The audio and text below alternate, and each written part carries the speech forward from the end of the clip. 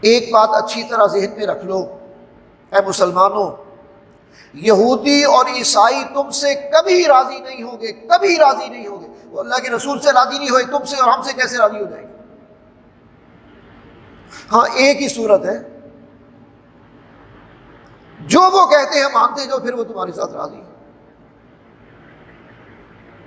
وہ کہتے ہیں ویلنٹائن مناؤ، منا لو، وہ خوش ہوں گے۔ وہ کہتے ہیں کرسمس مناؤ، منا لو، خوش ہوں گے۔ وہ کہتے ہیں ان کا کلچر اپنا لو، خوش ہوں گے۔ وہ کہیں گے شادی کے بغیر رہنے کی زندگی اپنا لو، خوش ہوں گے۔ جو آپ کو وہ ہدایات دیتے جا رہے ہیں ان کو آپ لا تتخذوا اليہود والنصارى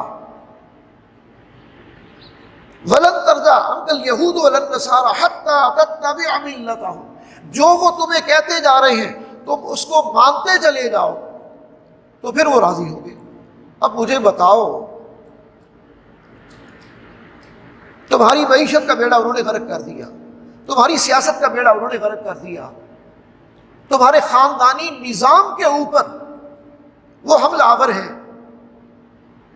یہ رشتوں کا تقدس یہ تو اسلام بتاتا ہے، یہ والدین کے حقوق اور ان کا احترام یہ تو اسلام بتاتا ہے۔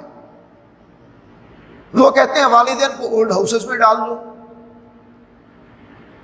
ان کے دیے ہوئے نعرے ہیں، یہ جو عورت مارچ ہوتا ہے یہ ان کے دیے ہوئے نعرے ہیں، میرا جسم میری مرضی، لال لال سلام، یہ سارے سلوگنز انہی کے دیے ہوئے۔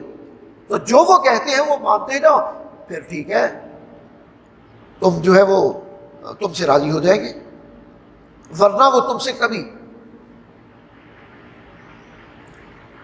دین ہاتھ سے دے کر اگر آزاد ہو ملت ہے، ایسی تجارت میں مسلمان کا خسارہ۔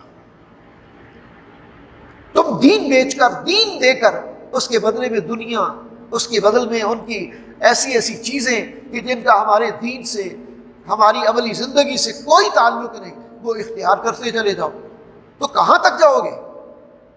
وہ تمہارا ایمان چھوڑیں گے؟ تمہارے اندر کوئی خیر کا کام چھوڑیں گے؟ تو قرآن نے واضح بتایا ہے کہ یہود و نصارہ تم سے کبھی راضی نہیں ہو سکتے۔ اللہ اور اس کے رسول کی رضا حاصل کرنے کی فکر کرو، اس کی مدد اور نصرت آئے گی۔ ان کی مدد اور نصرت کے حوالے سے یہ نہ کہو گے ہم نے ان کی ایک بات مان لی اب وہ ہمیں یہ رعایتیں دے دیں گے، ہم نے ان کی دوسری بات مان لی اب وہ ہمیں یہ رعایتیں، نہیں، وہ تو آہستہ آہستہ تمہیں اپنے جال میں پھنساتے جا رہے ہیں اور تمہارے گرد دائرہ تنگ کرتے جا رہے ہیں۔